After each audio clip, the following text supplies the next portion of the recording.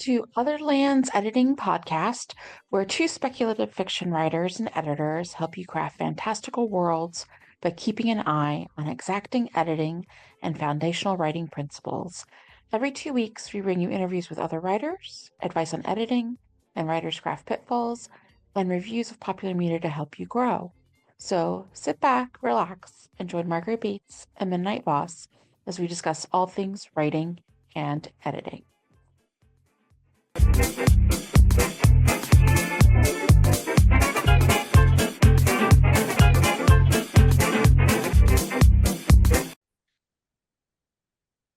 Hi, this is Margaret from the Other Lands Editing Podcast, and I am here today with Midnight, of course, my trusty co-editor in all of this. And we have Harry Carpenter here today as a special guest. He is a horror author in the Baltimore area, and he is the founder and continues to maintain the FrightReads Festival, which is now in Howard County, Maryland, and it is going to have its 5th year this year. So welcome. Thank you for joining us, Harry. And so my first question to get the ball rolling is about you as an author. How did you get interested in horror, and how did you get started making that leap to writing it? Okay, out of the gate. Mhm. So, my interest in horror dates way back to being a kid of the 80s, watching, we had when it was thick. Yet you were already saturated in Halloween, you had Friday the 13th, Nightmare, the whole gang. They were already running strong. So you had a good environment for horror to begin with. Then you had other John Carpenter hits like The Thing, and just there was such a shotgun blast of horror, especially in the 80s. You had high level, low level. You had Ghostbusters, Gremlins, a bunch of stuff that kind of transcended horror and comedy. So you got a little bit of some laughs while people were being eviscerated or chewed up on by a gremlin, whatever the situation was. But I think it was always there. But I do kind of blame my dad. He let me watch Ghostbusters and Big Trouble in Little China at a very young age. And they're obviously, I know you guys can see behind me, and you know that I have the Charm City Ghostbusters as a special guest every year. Totally. Um, Ghostbusters is life. So it molded me into liking not so much horror. Like I do love that stuff, but I like to laugh while it's scary. So that stuff that's like kind of tongue in cheek, you're having some giggles and you're laughing when you shouldn't be, the moment's a little tense. And then writing horror, the actual writing part, I think that came much later. I dabbled in writing. I found a binder of some old writings of mine from, I don't know, maybe even like 5th grade. I'm like trying to take a stab at like when. I'm like, when was this? I was a child, clearly, and didn't know how to write. Look at this kid. He doesn't know how to write anything. Look at these punctuation marks. Terrible. But I look at that and I was writing like a sci-fi horror, 100% inspired by Doom. My window of expertise wasn't very wide. So I was like, I like the game Doom. What if I did that, but not? And I want to say I'm looking back at the writing and some of the stuff that I was putting together, and a lot of that turned into my military sci-fi action thriller. Unbeknownst to me, I wasn't like, I'm going to take this and make this good. But it had the beginnings of what became something 20, 30, whatever years later. But yeah, I got into it probably about a decade ago and started putting words on paper. And I started with a nonfiction about my crazy ex-wife. And I said, that's not what I want to write. What I do want to write are a bunch of horror stories. And I did. And I started with short horror stories and then that military science fiction. And then, I don't know, what are we on, like book 11, 10? I've lost count. That's a lot. So almost a book a year and still going. Yeah, I was going to say, I interjected with a laugh just because I just took a memoir class and I was like, all the legal liabilities of that. It sounds easier to Yeah. write fiction and get your catharsis that way Oh, yeah. sometimes. Oh, yeah. Yeah, I had to go around a lot of loopholes. No names were mentioned, no specifics, except for the 4 people that said they gave me the Game of Thrones answer. I want her to know it was me. Send them my regards. That kind of thing. Like put my name in that book. And I'm like, all right, I'm saving this absolute sign off. Yeah. But yeah, I pretty much avoided any names, anything that would obviously you can do your homework and work your way backwards, but you'd have to work for that answer. I didn't flat out tell you name, address, city, state, zip, and anything outside of maybe a very basic description, which could be anyone in the United States. She had a face, she had two eyes, she had hair. Yeah, so it's pretty vague. But yeah, it's much easier to go down the road of making up a world as opposed to living in your own. It's also less mentally taxing, let's be honest. So the sci-fi series you're talking about, that's the Fubar series? Yes. Yeah, so All I right. just finished book three of that. That came out in March. And I think about that. I was like, what month is it? What year is it? When are we? It's Um, 2025, but it feels somehow later and earlier. I don't know. yeah, Everything since 2020 feels the same. time's a construct. Yeah. I've told that to people like it's Tuesday though, and I'm like, it's Tuesday? No, it's not Tuesday. How is it Tuesday? And then they'll be like, no, it's Thursday, and I'm like, how is it Thursday? Like time is a construct. Nothing makes sense. But yeah, I So wrote for that that, yeah, pre-pandemic. That was my pre-pandemic release. This was going to be the book that was going to go places. I was scheduled for. So the book came out in 2020, January 1st, 2020. Oh no. So, oh, this is great. I did 4 or 5 major events in January. I was killing it in February. I went to all kinds of cool stuff. Then we got into March and I had, I think, Annapolis Comic Con. I was going to do Awesome Con. There was a bunch of great things. I had two other little book signings at bookstores, a handful of Barnes and Nobles Barnes and Nobles I had a bunch of those lined up. And I tell you, my schedule really freed up about mid-March, really just cleaned that calendar out. I don't remember why, but I just didn't do any more events for a really long time. Yeah, so the first book still was well received enough, but I don't think it had the fighting chance that it should have had, being what it was. It was supposed to be the book, air quotes there. It was going to be the book. This is the one, and it didn't get to be the one. And then there it went. yeah, But that's I rough wrote two timing. more.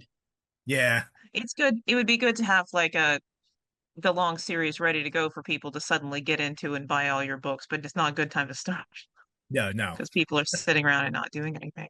Yeah. We mostly focus on like how to write a lot in this podcast. Is there anything that you would like to say about how you bring your experience into that series? So all of my books, not just Fubar, but all of them for the most part.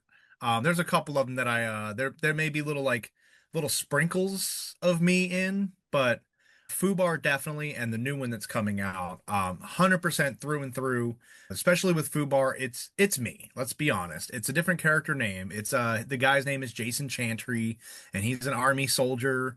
And I made him from Alexandria, Virginia, because I was like, not everybody can be from Baltimore City. Let's go ahead and move away from Maryland for a minute. Let's go down the road to somewhere else I know. But outside of that, I pretty much just it's that write what you know, and it's not limited to just your own personal knowledge. I've seen a friend of mine, Brad Cox, wrote a great book called Children of the Program, where I mean, it's a thick one. It's got some pages to it, but the story takes place. It's almost a memoir of his, where one of the characters is one or two of the characters are multiple facets of himself. Where that ends is there are characters from like Ireland and different countries and cities overseas, and he vividly describes them because he used a combination of some Googling, some maps, and did some research and made some phone calls. So it's not write what you know, which is in your little bubble, but if you learn something and you take the time to learn all about it, well, guess what? You know it. Now you can write it. But that's what I do. I definitely run that card. Write what you know. If you know how to do woodworking, then write a book that involves carpentry tools gone awry. Talk about stuff that you know. Don't get into like astrophysics and stuff that you never dabbled in. But helps to make a better story because you know what you're talking about. The authenticity. So, and on that angle, you have the new book that's coming out in September, officially The Nightmares Unbound, which is a Yeah. fictionalized version of you and some of your buddies at a book convention, nah, like a horror convention, but then things go Yeah. really wrong. So it's like looking at the cover copy for that. You want anything you can tell us about that you're not having to save for when it comes out, or any Oh, I'm little not saving spoilers? anything. I'm not saving anything. So a couple of my favorite things. I had this in my phone for a long time. It was probably a year, and it said a comic convention type thing that kills all of its attendees and vendors. That's the note. And if you ever talk to an author and you go, what was your note like for some of your books? And they'd be like a wizard and the turtle and they're on a space rocket. And that's like their note. And whatever incoherent babble that they wrote, they know exactly what that whole plot's supposed to be. That's what mine was. It was like horror con that kills everybody. You're like, well, what does that mean? So I started to hash out the idea with another author, Brian Paoni, and he just came out with one about a haunted penitentiary. And he spent several weeks in there. And while he was over there, I cranked out this book. Oh, wow. And I told him, I was like, I think my premise is I want the two of us to kind of be the lead characters. And he's like, oh, like a version of me? No, no, no, you. Like, yeah, it's a version of you, but like, no, it's you. It's not somebody that's going to supposed to be you, and his name is Bruce or something. It's going to be author Brian Paoni and myself and several other authors that are within our immediate circle. I have a couple of vendor friends that are in there, a little bit of a mix of stuff. Some of them will be familiar at Fright Reads, like Things Forsaken is in there. I don't know if you Yeah. got to talk to those Yeah. guys, but Yeah. Ference makes an amazing just cameo basically, where he just goes completely hog wild. It's so much fun. But when I initially started the idea, Brian was the only one that I approached with, I'm writing this book and you're going to be in it. And he went, okay. Everybody else, I just said, hey, I'm writing this horror book. Who would be interested in being in my next book as yourself? I had a couple of hands get raised, and most of them made it into the book. Um, I know J.A. Barrios made it into the book. He actually got the first copy, the unfiltered, unfixed, what were you drinking, smoking, and or doing version before I even went through and like proofread and spell check to make sure I made coherent sense. Yeah. Um, he got the not like the beta release. He It's got like the the Hunter S. Thompson version. geez, yes. So he got that one. He read through it and he said, "Oh my God, this is probably my favorite thing that he's read most of my books." And he's like, "This might be my favorite thing that you've written to date and probably ever." He's like, "But I have some notes about me." So his character's in there and he had some notes. And I think, and this is what helped too, because I had a couple of people, I let them, I would run some lines by them and then they would go, no, I wouldn't say it that way. No, it wouldn't go that way. So Barrios, he goes, okay, so there's a scene where I kick somebody's boot because they upset him. And he says, I would spit right on them. And I said, you would spit on them? And he says, yeah. And then I started to think about, I was like, oh, no, you would, because at Awesome Con, we had somebody run a red light and almost run me, him, and Oh, his partner over. And the three of us were almost pancaked. And he like banged on their hood, said a few choice words, and then just like a camel, just whoosh, right onto the windshield. And I was like, no, that checks. I'm going to backspace and we're going to do that now. Instead of you kicking a boot and being like, you big meanie or whatever I did. The gravitas is so much better with you hawking a loogie on the dude. And then one of the vendors, Kaylin, she changed some of her dialogue because she's like, nah, nah, let's get a little nastier with it. And I was like, okay. She's I like, love how I they're would say like, it I this can way. do worse. Make me worse. Make me more. Yeah. The line that I had, they're trying to interrogate one of these people that's obviously there are some killers in this book. They are trying to get some answers from one of them. And it's this little dainty blonde lady and they're like Brian's trying to use his police interrogation skills to get some answers. And he's like, "Well, I've done everything I can in the book short of violence, and I'm not going to hit a woman." And Kaylin, who actually does all the artwork, does this lovely little bird for Fright Reads, You have our to little read them. mascot. Um, Kaylin's hands are all over Fright Reads. If you look at like all the badges and everything, that artwork is pretty much her. And I said, "Here's the line that I wrote." And it's like, I've done all the interrogation I can, but I'm not going to hit a woman. And Kaylin dives forward and says, but I will.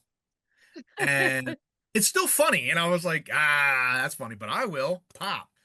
She said, I like it, but what if you changed it to, but I'll hit a bitch?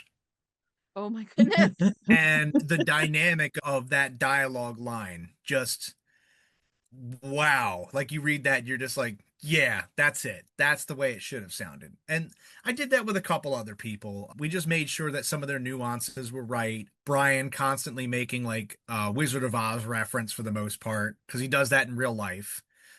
He's like, yeah, it's usually Wizard of Oz or Willy Wonka. And I was like, okay, I've heard you say Wonka references. So we were able to flex and mingle. And what churned out happened to be the most true to life. If this had happened, you feel like this happened. Like you're almost at the end of the book going, is he okay? Did this happen? Is this like a memoir? Where did let me start Googling. Did this actually Yeah, I happen? know. Like not to like tempt fate and have murder spree and scary movie makers Yeah. come in and act snuff, but in case. And you don't get any books from this perspective. Like nobody's ever being a vendor at a convention and something go wrong. I don't think there's a that genre exists. That market isn't there. So I hope I'm the first. All right, let's shift to talking about the Fright Reads Book Festival. Like we said, it's in its fifth year. Oh Awesome. yeah. Um, Who let that how did that happen? get started? What inspired you guys? I love the how did it get started and the inspiration. It started with literal spite. It was born out of spite. It's a start. Yeah, Yeah, I that's was like, always how a do I start for phrase them. this? It's born out of spite. The best analogy that I can give is so when this all happened, this was just before the pandemic. This is like 2019. I applied to be at a horror book festival, very much Okay. what Fright Reads became, and I was denied. They said, "Oh, this isn't the right genre we're looking for." And I'm like, there is a book about a serial killer, buddy. I don't know how much more horror do you want? There's short horror stories, there's this sci-fi horror, there's serial killer. So I was just mad about it with their denial letter. You're not the right fit. And I was like, I'm not the right fit. Fine. And if you've ever seen Futurama, Bender says, fine, I'll have my own with hookers and blackjack. I literally tell everybody that is the origin story for Fright Reads. Fine, I'll make my own book festival with hookers and blackjack. And I tell it, and then the follow up. Now that we're in year 5, we've had Linnea Quigley, who was in a movie called Chainsaw Hookers. So we had our hookers, and we were this close to being set up at the casino at Maryland Live. So Oh we would have wow. Yeah. blackjack. So I would have had my hookers and blackjack. It would have been, like full circle, the whole thing. But yes, it started out of spite because I wanted somewhere that my books didn't feel weird. This is my books are like part of the course for the day. You're not going to go into like Awesome Con or something and you're going to see everything from fantasy to nonfictions to everything in between. And then there's this guy just coated in like a bloody jersey. Like, hey, you like murder? And they kind of walk a little faster. Yeah. Um, so they come around to Fright Reads and I go, hey, you like murder? They're like, I do. I actually do. I don't know what to do with that. I'm like, I didn't prepare for this part. But yeah, it really did get spawned out of a need for not a niche market, but it still is a mildly taboo market. Horror is still people go, I don't like horror. It's scary. Yes. Yes, that's literally the definition of Yeah. but okay. I always Yeah, find so it the more the neglected sibling to like sci-fi and yeah. thriller or just flat out like mystery detective fiction. So what's great is with Fright Reads, it's not just a horror convention. It's a Halloween book festival, is what it's being marketed as. I tell everybody it's Halloween, so literally anything really goes. It's more of a focus on horror and spooky things, but I can have superhero stuff. I was like, somebody's dressed as Batman for Halloween. You have sci-fi. You can dress up as an astronaut for Halloween. You can pretend, be these things. So under our roof is horror, science fiction, those cozy mysteries you mentioned. We have stuff that is just dark fantasy, high fantasy. So if you want to read some Lord of the Ringsy type of like over the top Gandalf goes on an adventure type of books, they're in there. Like all of this stuff is in there. So I love the fact that it's just an eclectic group of people that are just hanging out under one roof. Yeah, and so from year one to now, which is again 5 years later, so half a decade. So congrats on that. How have you feel like it's evolved or what's changed with the festival since your first burgeoning time? So you guys weren't there for year 1. You don't know the struggle. Um, you Yeah, I weren't came in the there. first time I saw it was year three, I think. Yeah. Oh yeah, so you saw it when it sorted itself out. Yeah, Year yeah. 2 was still kind of a little rocky. Um, year 1, we had Caprico's books, we had Park books, and they could literally just play cards with each other. That's how big the building was. And I had them at opposite ends. They each brought respective authors in. Same thing I've been doing. And surprisingly, same guest. We're gonna have Richard Chismar again with Capricos. Liz from Capricos managed to land me Richard Chismar, and I thought that was hot out of the gate. I was like, I got a big deal. That guy hangs out with Stephen King. That's He something. does. Like he's best buddies with Stephen King. He wrote books with him. This is going places. So I was all excited for it. We could fit because we were just off the heels of the pandemic. This is Yeah. 2021. So 2020, I just lived with all that rage of I'm going to build an event. Um, so I took that and we got into, I think it was the first weekend of October was our first one. We had that event.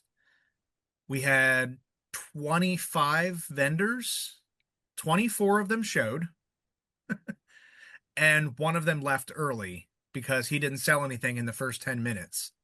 But oh man, we but what's crazy is there are people that have been there since year one that are still signing up on year five. I can't get rid of them and I love them for it. But we had a guy that it's our year one. We had free tickets. You were able to enter for free with the philosophy of the pandemic sucked. Come do something fun. Come buy some books just in case. We had a we had a good 50-50 spread of authors and vendors. And this one guy, I don't remember his name. And the only thing that we call him is Dragon Man. We affectionately call Okay. him Dragon Man because he was diagonal from me. Now, in the first up to year three, I think I got away with it. But the first 2 years, nobody knew that I was the event runner. I would just sit at my table and watch. And especially at the first venue, like I said, you could just like high five the person across the hall. That's how close you were. This guy he had no tablecloth. He had one copy of his book and a hand drawn map and a statue of a dragon. That's all that was on his table. And he had his COVID mask on, sitting down, hunched over, playing on his phone. So very uninviting, very unapproachable look to begin with. And within the first 20 minutes, he had packed up his milk crate with all his goodies and left. And as he's leaving, I made the joke. I was like, "You sell out already?" I know I have it on good authority that many people haven't come through that door yet. Somehow I just know. But I'm an author that knows too much. No, and he said, "No, I didn't sell anything. And if you see whoever's running this place, tell them to go F themselves." And I was like, "I'll relay the message. Have a good one. Get home safe." And I found out later that he had approached two of my volunteers with the weirdest pitch. And he like one of my volunteers is my next door neighbor. So I'll do it occasionally over the fence and he'll just yell out, "Stop." And it's been 5 years, but it's that ingrained in him. The guy said, "Hey, do you like dragons?" With that inflex. And Steve looked at him and said, "I do not," and walked quickly away from his table. And I was like, man, I don't know if that's a good pitch, but you may want to revisit that and touch it up just a little bit because it comes off creepy. Do you like to have your organs? Yes, I do actually. I've worked convention tables and other things where I've been at like Awesome Con or something, raising funds for charity for like groups that partner with an old charity I was in. And I do know that there's like that table side of things where you have to actually say hi to people and engage them, and it doesn't do it Yeah, by it's itself. rough. Even if you're trying to get a donation for something for like $1 or two, you're like, hey, I exist in the sea of other tables.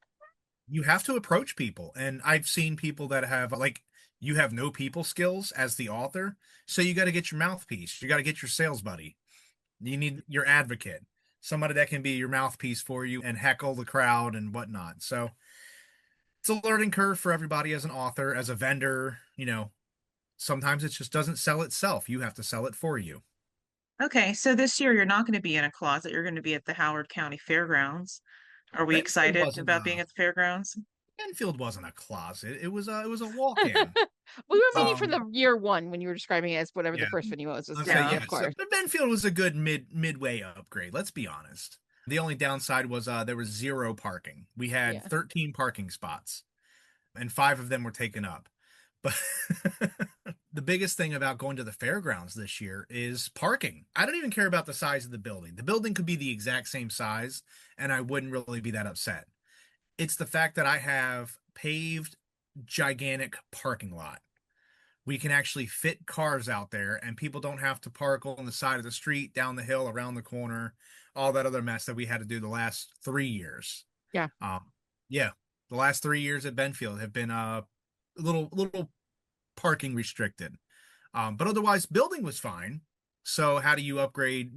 Those were some of the upgrades that I wanted to get. I wanted to have parking for sure, and the fairgrounds, I can have vehicles inside the buildings. So I've had over the years, we've had the Jurassic Park Jeep, we've had a DeLorean parked out front, the Ecto one from Ghostbusters parked out front, and they've kind of cycled through that little showcase spot that we can kind of squeeze them into. This year, I can put them inside the building.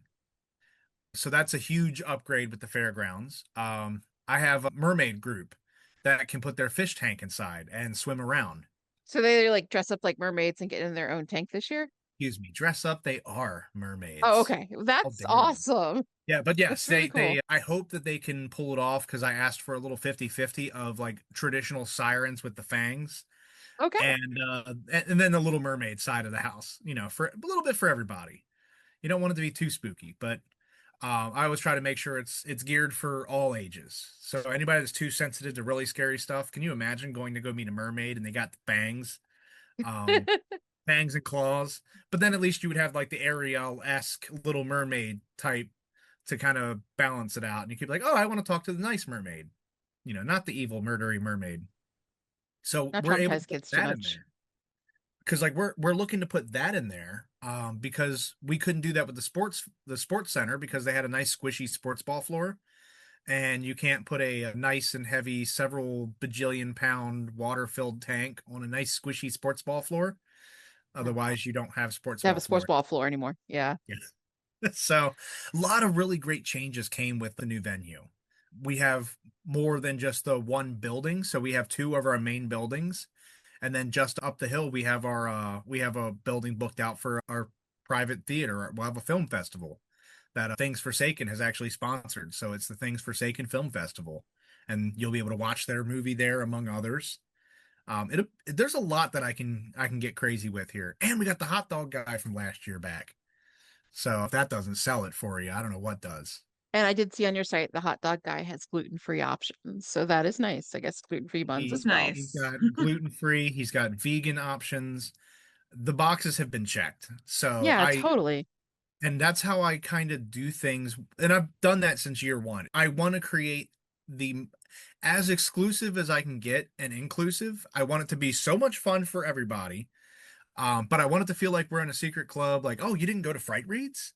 But anybody that does come out, I want to have that inclusivity. I want to make sure that, you can't take care of everybody. My God, there's so many things that you have to account Oh, it's for. true. Yeah. There's just a shotgun blast of problems out there in this world, and you can only fix so many of them or get ahead of a few.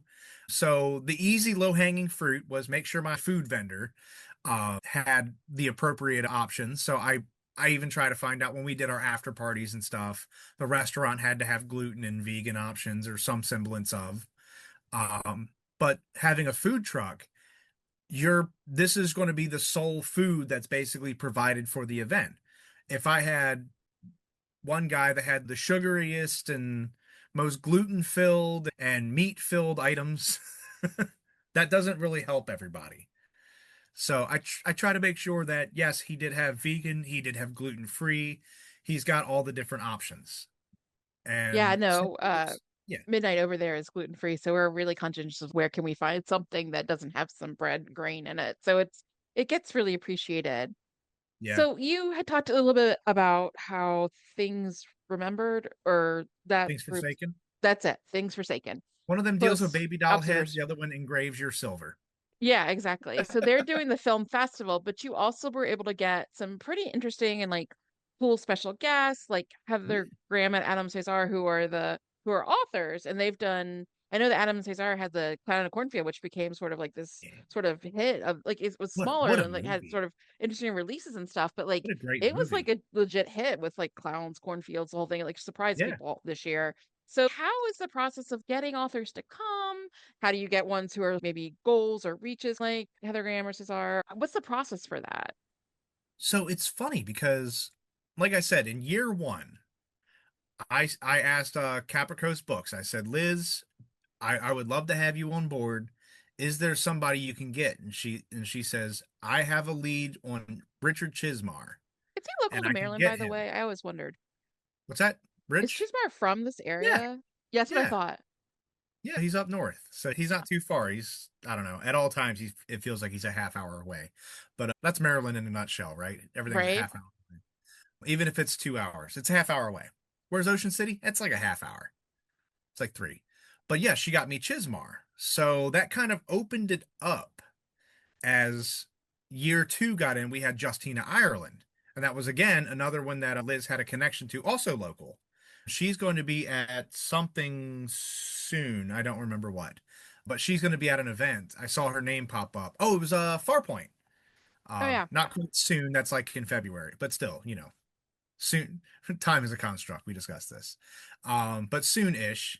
So Justina actually did our event, and like a giant dork, because she wrote some of her work is Star Wars related, not all of. I show up in a Hawaiian shirt with Star Wars stuff on it. I have the Anakin and Obi-Wan battle on it and everything, just this over the top nerd look. It was great. But then we got into Adam. Just I reached out to Adam. I talked to him at a Monster Mania. Like, he was set up down the road from me. And I said, hey, man, how's it going? Love Clown in a Cornfield. We actually read it as our book club book. And I kind of asked him, I said, hey, I'd love to have you as a guest. What would it take to get you down there? And he said, what are the dates? Gave him the dates. And he said, yeah, toss me a hotel and I'll come on down. Very cool. And Adam's come down every year since. This year he has another engagement taking him away on Sunday, so he has to come down Saturday, and he's checking out from us. We got him for one day, but other people, it's everybody else pulling people in. Like I mentioned, Brian Paoni earlier. Heather is from him, Oh, more or cool. less. He's so because he's in the supernatural book writing world and the ghost hunting club. He's in that exclusive club now. They got jackets. He's been hanging out with Get Haunted, and Heather is in that circle. She's in that circle and knows the crew from Get Haunted, knows Brian very well now. He said, "Hey, would you like Heather Graham?" And obviously, when you ask somebody that without any kind of pretense, you're like, "Hey, would you like Heather Graham at your event?" Like, Felicity Shagwell, yes. Like, no, the Yeah, author. no, I know, right? Because Yeah, people and make you're that like, mistake. no, I'm the like, no, no, author. no, No, thriller author, not no, that one. But no. man, she'd be And then like, applicable now because she did Suitable Flesh, though. So, which is a good movie. true. But yeah, I'm like, Felicity Shagwell, yeah, baby. I got all excited, and I was like, and he goes, no, no, no, the author. And I was like, oh, well, that's still just as cool, but you Yeah, got to lead with that. Like, would you like author Heather Graham? And then I can go, oh, and I love her website is like the real Heather Graham yeah. I'm or the sure author Heather Heather Graham Graham, has had something that like happen that. so many times. We're like, no, no, no, I'm the other one. Yeah, but that's how that happened. And like I said, with Chismar, now I got Chismar Jr.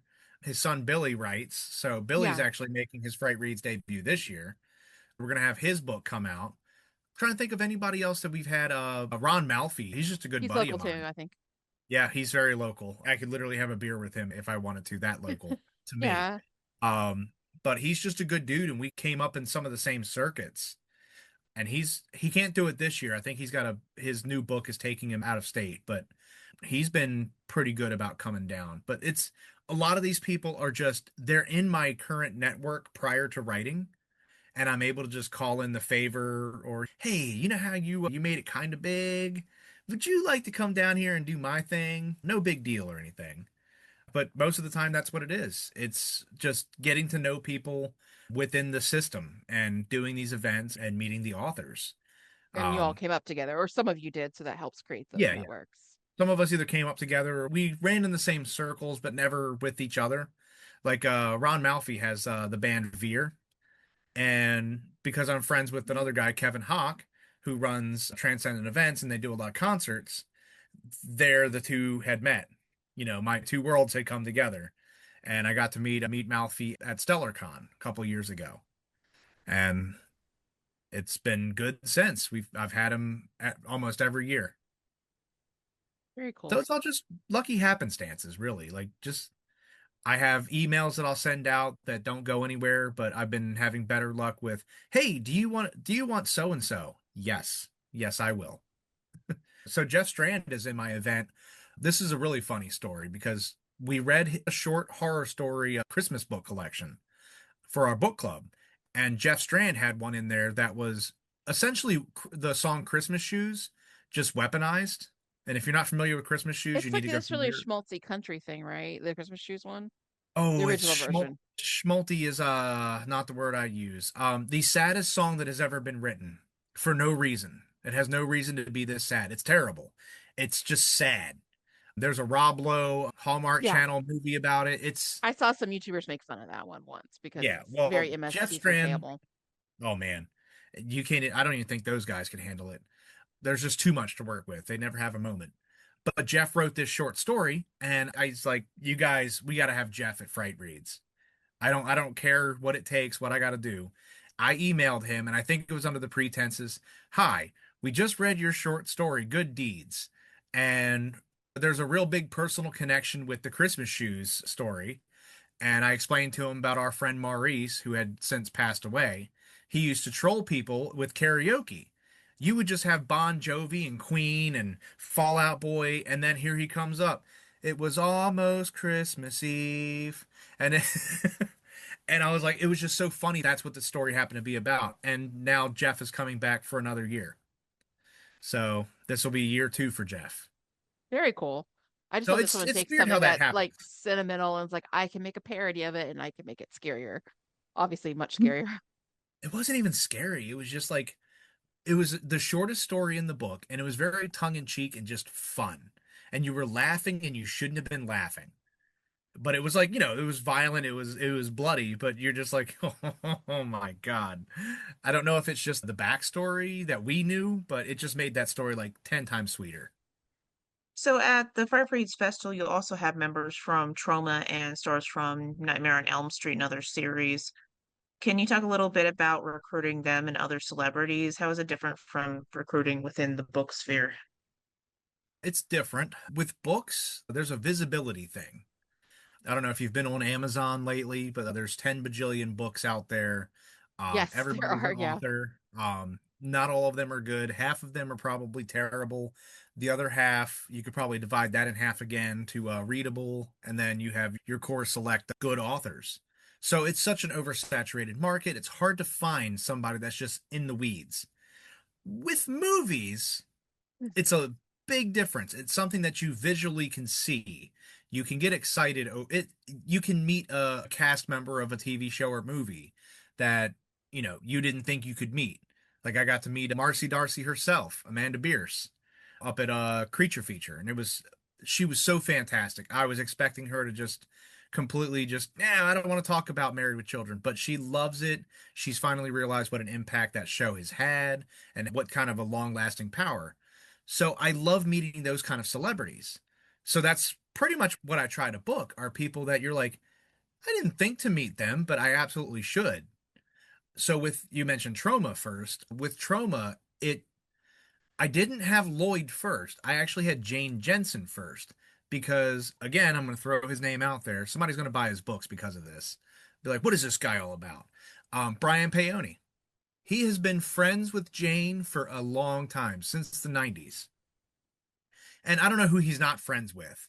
Yeah, I Like was gonna I say he can goes get, way back with lots of people. There you go. dude, I got an insult video from Jesus Jones themselves, Mike from Jesus Jones, insulting me from the back of Brian's car because I didn't come out to a concert because I love Jesus Jones and I love their songs. This dude knows just about everybody. So I would have to thank him for a good like third of the special guests that we have.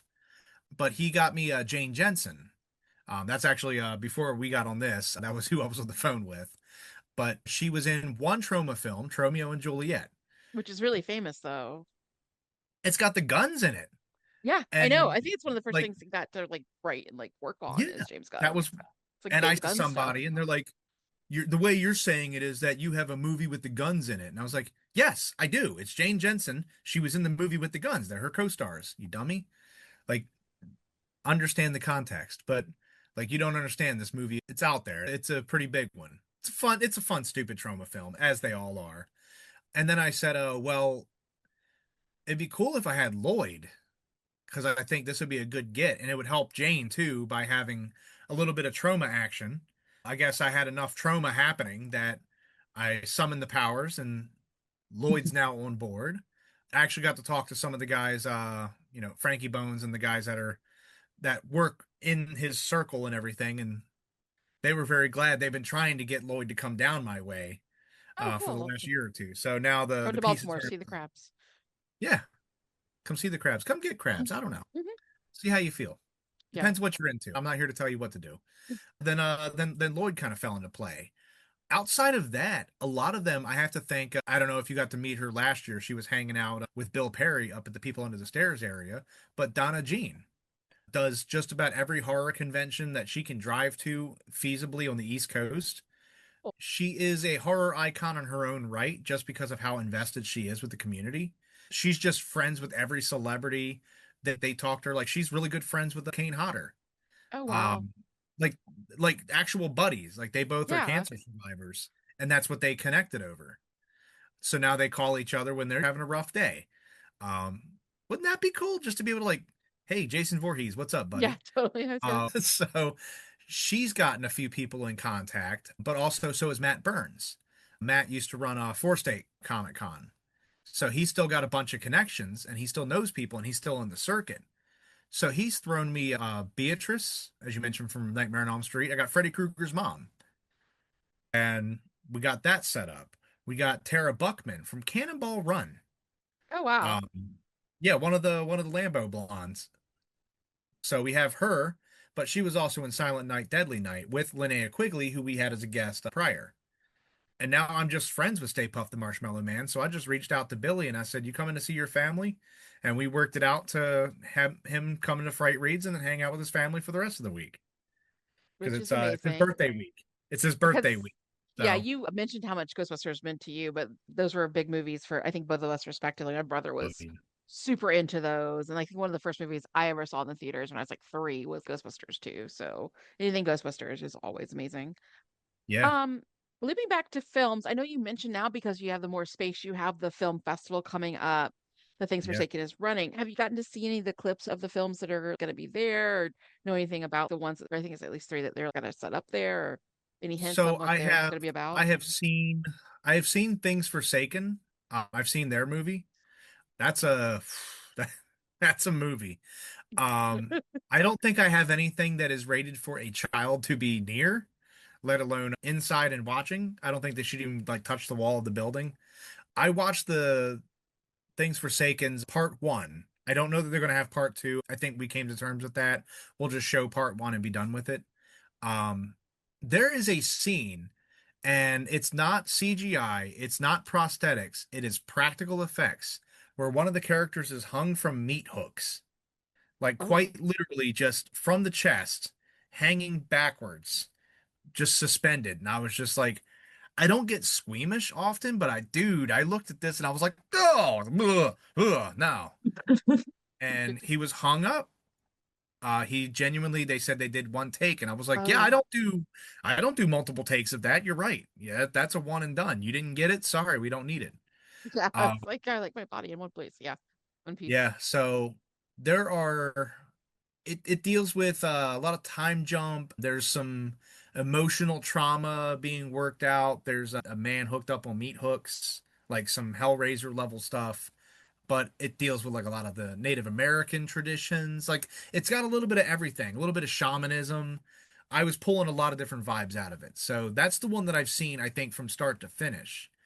I think it's the finale track was done by Ferentz's son, who literally recorded a demo version and it's just raw and just this unclean tracking. But it's just a beautiful emotion-filled song. And you're like, wow, man, it's a beautiful song, so everybody that gets to see it should stick around to the end and hear that song. I'm sure they'll tell you about how it was created and stuff, but the other movies I have not seen. I have had Blood and Breakfast. This will be its second time at a Fright Reads event, Oh, cool. and still have yet to see it. I I'm get to sure be you're too very busy busy. the days of. Yeah, I was gonna Yeah, say. I get the privilege of being too busy. I think I popped into Shriek Show for like 10 seconds to make sure that yes, they were playing a movie and yes, it was working. That they didn't have like Spanish dubbed sound or something goofy. But that's about it. I just saw like the opening credits and I was like, okay, looks like the movie's working out. I'm gonna go ahead and go back to the event. But we got some. They're going to be just fun movies. If I can fit them in there, I want to get the comedy of horrors guys to also be in there. I don't know if you've seen their Night Watchman movie. No, You I should. haven't. Sorry. You should. It's a vampire flick, Okay. but it's not like anything you've ever seen. Well, I'll definitely look for it because I like any type of our vampires are different and how you can make it like a really different type of idea. It's Boy, always these fun. are different. I don't know how to stress how different they are, but we're gonna try to squeeze that in too. I'm trying to flex the time so that way everybody's projects get their time and you can see a complete movie. I don't want to just cut it off and be like, anyway, you can go on to Tubi or whatever and watch the rest of it, or buy our DVD if you want to see how it ends. Be a great sales tactic, but dirty move. Yeah, no, it reminds me, what was that horror movie 10 years ago? It was a possession movie and they really do cut to the end. They're like, you can go to this website. I remember going to see Yeah, that in the theater and I was like, or I could not, and you could have finished the movie. So yeah. That's called we couldn't finish it in time and needed to put it in the theaters. The Devil Inside, that's it. Never see that one. It made me so mad. Yeah, It's very yeah. enraging. That's a shame. A little scammy. Yeah, a little bit. There any other events like specific panels that you'd like to tease for the public before we go? Oh man, I actually I just almost finished the graphic. So I do have that fresh here. So we got a couple of cool panels. So the first one that we come out of the gate with on Saturday is Authors 101. I'm sure you've seen that take place the last couple of years. Yeah. It started as a half-hour panel, and then we realized that we need more than a half hour. We're getting into, again, Brian Paoni and a few others. We'll be talking about what it's like to start writing a book, all like down to the very having an idea, all the way up through what do you do when you have the book? Where do you sell it? How do you sell it? How do you market it? What should I have a website? Should I go to a convention? Should I sell at this farmer's market? I don't know. Whatever. Like they'll answer those, then they'll have their Q&A where they can answer a specific question. But it's been one of the most successful and helpful because we had a few people last year that said, thanks to this panel, I was actually able to get my draft one done. It gave them the jump start that they needed. And I usually started off with anyone can be anyone can be a writer. Have you already written something? They're like, no, but I want to be one. Well, you got an idea? Write it. Then you're a writer. Congratulations. If you want to be an author, you have to actually commit, finish, and publish and put it out into the world. Boy, And do don't we. ever half-ass anything. Whole ass one thing. Never half-ass your entire process. But I would say that's our first out of the gate at like 1 o'clock. Like as soon as we open up and people start flooding in, that's one that I would say definitely hit. The other one that I think I'm excited for some stupid reason, what is Krampus? Did you guys Oh get to see the wow. Krampus? Did you get to I've see seen a Krampus bunch of walking different around? I've seen some of the I haven't seen like somebody dressed up as Krampus lately, but like I've seen a couple of different movies about it. So yeah, Krampus is No. it's a So you fun didn't get half to of the see the legend. Baltimore Krampus last No. year, the year before. So he walks around in full regalia. He's got his cloak, his horns, his staff, and he's just, you'll hear the bells. And he's got like a kid in the back of the basket that he's kidnapped with the reeds to whip them and whatnot. So he approached me with a great panel. He said, "What if I got a couple of the Krampuses or the Krampi or whatever the multiple of, um, several Krampi come together." So he's looking at like Jersey, Delaware, New York, Pennsylvania, surrounding states where they have their own like official Krampus representative. I don't know how else to phrase that. And they're going to talk about like the origin of Krampus, the history, the lore, why is it still relevant today, and so on. I think that's going to be one of the cooler panels on Yeah. Saturday that I think would be fun. Um, we will have. Did you guys get to see the play last year? The live play? No. I think we saw part of it because I think it was near the time we did our panel. So I saw people like either practicing or like speaking, but I was kind of Yeah. also nervous and in that space of I'm nervous. Let me keep reviewing what I'm about to Yeah. say. But I just So sat in the chairs as they were doing it. So I so saw they them. I did was just like, oh my gosh. they did the Dracula one where it was Dracula trying to find a new bride who happened to be like an influencer. It was stupid. It's funny. Like what a dumb premise, but it was funny. This one is called Be a Doll and Die. So it is a murder mystery theme, where all of the suspects are the different horror dolls. So like the Annabelle doll, Billy from Saw, Chucky, Oh, that's Barbie, cool. whatever. Yeah, it's all of them. So it'll be a lot of dolls and it'll be a murder mystery. That's some of the cool stuff. And then on Sunday, Things Forsaken's going to have their story time just got real. I don't know if you saw that, but that was their Mad Libs thing where Yeah, I you think I fill in the saw it blanks. the first year I went. I guess that would have been Yeah, 2023. Things like, yeah, that would be gosh, year time three. flies. Yeah, so I saw them. So good thing I started it on the right years because like five is 25, Yeah, four is 20. So I'm stupid and I'll forget too. So yeah, that was I think year three and they did that and I love that panel. What aside from the Hip Hop McDougal concert on Sunday, which I think everyone will just think is just silly and fun. Two guys that rap about either science fiction, nostalgia, that sounds so werewolves, funny. whatever it happens to be. They have costume changes. Think low budget Alice Cooper. Like and if you're thinking there, lower that budget. Um Yeah. it'll be a lot of fun. And then of course we're going to have the Stay Puft panel on Sunday. We'll have the costume contests again at the end of the days. Kids one day, grown-ups the next, or vice versa, whichever order that they land. Um, it'll be a blast. I'm really looking forward to a lot of the programming this year. I'll never get to see it, but I'm looking Yeah, forward, it's like getting married. Like you don't have time for stuff, but everybody who's coming has time as you coordinate it and like right? are just running around. Yeah. So if someone wanted to help volunteer with the festival or do anything for the festival, do you take volunteers? Do you need any information for that or you guys got it handled? We pretty much have the same crew year to year.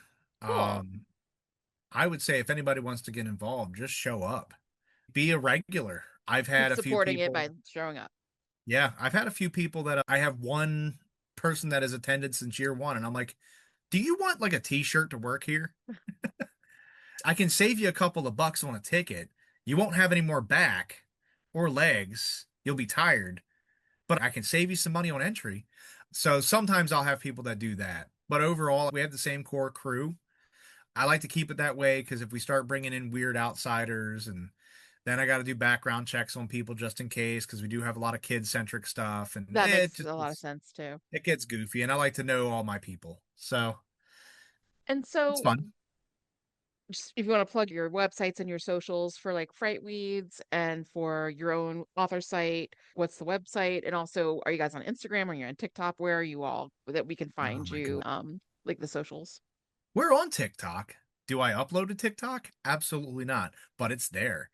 Um, God, it's just one extra facet of Yeah. doing, and you got to keep making content, or I otherwise feel it's your sometimes stuff just generational because I disappears. know I like we prefer Instagram so far, more Yeah. obviously podcasting. Like I just haven't sat down to think about like how TikTok works, but I find a lot of authors or people I know, at least in the millennial Gen X like brackets, they're not as TikToky or they're learning it. It's like a second language. I feel like the Gen Zers, they just breathe it, and know how to do.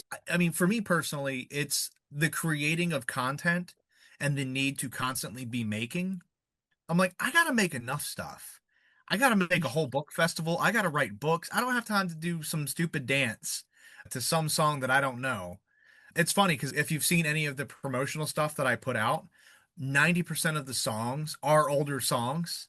Somebody's like, why don't you use like the newer like poppy music? I'm like, no, no, I'm going to use Rob Zombie. Sorry, bud. Um, Branding. exactly, and it's branding. Yeah. But no, there's like newer stuff that some pop star did a super poppy, spooky song, but it's not very spooky. But if you're looking for me, I am on Facebook, on both sections, for Fright Reads and my writing, but Facebook, Instagram, sort of on Twitter X. They got a little goofy and I don't feel like Yeah. using their app anymore. But I try to be over there as well. Kind of like I don't know if it gets more love than TikTok. I really don't know. It's kind of a fight for who's in third place. But on Facebook, you can find my writing. It's H Carpenter Writer. That'll take you just about everywhere. If you go to the website, hcarpenterwriter.com. So I'm Harry Carpenter Writer in some way, shape, or form. You can find that just about anywhere. I'm on Amazon and all the other bookstores. If you wanted to pre-order Nightmares Unbound, knock yourself out. It does release on the 12th, so you can technically have a digital copy, read it really, really, really fast, and then come talk to me about it that Saturday at Fright Reads. But it's available for pre-order everywhere: Barnes and Noble, Books a Million, Amazon, through my website, so on and so forth. If you are looking for the book release party of Nightmares Unbound, that would be Fright Reads Book Festival, and Fright Reads is at frightreads.com. I try not to be too complicated with the links. frightreads.com. If you're looking for it on social media, it's Fright Reads or Fright Reads Book Fest, depending on how many characters or originality I needed. Yeah, no, I make sure. Sometimes you're like, I want this name, but it's already taken. But it's smart to keep it as simple as possible. Yeah, Fright Reads Book Fest sometimes catches me off guard because I'm like, wait, it should just be Fright Reads. And it's like, no, no, no, you use Book Fest on this one. I'm like, ah, you got me. But yeah, it's available there. Tickets are on sale. Go to our website, frightreads.com. We have general admission single days. You can do the whole weekend. I have some VIP left over. They're going to probably sell out by the end of this month if they do. Just because that timeline, we're usually at the end of September. Now we're in the middle of it. So that Yeah. timeline has been escalated. Usually it was the beginning of September I sold out, like that first week or two. But now with that timeline being pushed up, it'll probably be out by the end of August. So you're going to get all kinds of things. I'm wearing one of them now that nobody can see, but Fright Reads t-shirts. You're It going has to, a raven reading a little book on a skull, so it's very both his scary name and is very Eduardo. folklore. Of His course name it is is. Eduardo. Eduardo the Raven. Eduardo Frightington the Third is his full name. Um, you can't take that from Kalen. That's forever ingrained. It'll be Eduardo. So we'll have this t-shirt or multiple styles. It's an event t-shirt. You'll get a lanyard that says that you're a VIP. You'll get with a cool little Fright Reads lanyard that you can use for other events and tell them how cool you have a lanyard. When you get one of those shoestring ones, I have, well, we got one of those Live Strong rubbery bracelets that says Fright Reads on it. We have those in the bag. We'll have probably stickers or keychain or something. The bag itself has the Fright Reads logo on it. That, and you get an hour early entry to come in and hang out with us at Fright Reads on Saturday. So Very I don't know if cool. that doesn't convince you. And if that doesn't work, then you can bring 5 people and pay for 4 tickets with the group pass. So there's a squad pass. It's 5 tickets for the price of 4. And that's all Cool. on frightreads.com. Hooray. All right, so two more questions for the row. What are your favorite horror movie and favorite horror book? Oh, my favorite horror movie is all over the room. We were talking about it earlier. Yes. All right. Ghostbusters. But does that count as a horror? Like it, I don't know. It's like a horror sci-fi comedy. I think it might be a little too loosey-goosey. Yeah, I If know you when Um, weren't I saw the second one and the Ghostbusters. Titanic came in, I didn't sleep very well, but I was 3, so Titanic is so scary. that scene Um, in Ghostbusters 2 is scary. You're like, it comes in and they got like skeletons. If late you're than young enough, never. it'll definitely freak you out. Yeah, exactly. Better late than never. That was Tommy Chong, right? Yeah, No, it it was was Cheech. Cheech. It It was was Cheech. Cheech. So my favorite is Scream. I would have to say if I had to go with like a proper horror, something horror slasher. I'm a fan of anything like supernatural. So I do like the Rings, Ringu, Ju-on. All of the Japanese horror is always fantastic. I Yeah. do like those. But if I had to pick like a favorite that's just fun for me, it's Scream. I actually quoted Scream in Nightmares Unbound. Among other things, I quoted Ghostbusters, I quoted Big Trouble in Little China, literally every movie that I've ever loved. But I think influentially, Scream changed the dynamics of the market. They broke the rules. Yeah. And I think, and I go back even a step further back, New Nightmare, Wes Craven's New Nightmare, where So underrated. it's like 30, 40 years old. You guys can live with the spoilers. It's Freddy Krueger gets invoked in real life and starts killing the cast of Nightmare on Elm Street. And it's the first time that you ever broke the fourth wall and had Freddy Krueger kill Freddy Krueger. I thought that was probably the precursor to him saying, what if we took it another step further and they were self-aware that this could be a horror movie? And those are the rules that they played in based on, Friday the 13th and Halloween and all of that. That's where Scream came in. And I think that's why I love that formula so much. So yeah, we'll say Ghostbusters, but that's such a light horror. I'm going to shoot over to Scream. We'll say Scream. All right. Well, I appreciate you being here, and we Yeah. love being able to talk about Fright Reads and being able to go and cover it as well on our socials, so to speak, with Instagram and everything. And Yeah. that will be the weekend of September 13th and 14th, that Saturday and Sunday in mid-September.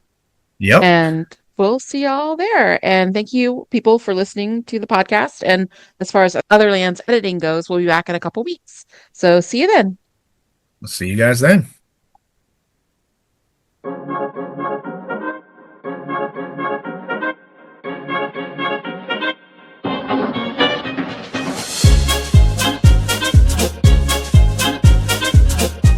Thank you for joining the Otherlands Editing Podcast. Look for our next episode coming soon. And in the interim, be sure to like, share, and subscribe. Also, if you want more information or want to connect, you can find Margaret Bates and Midnight Voss at our site, Otherlands Editing. Until next time, keep writing and keep refining your words.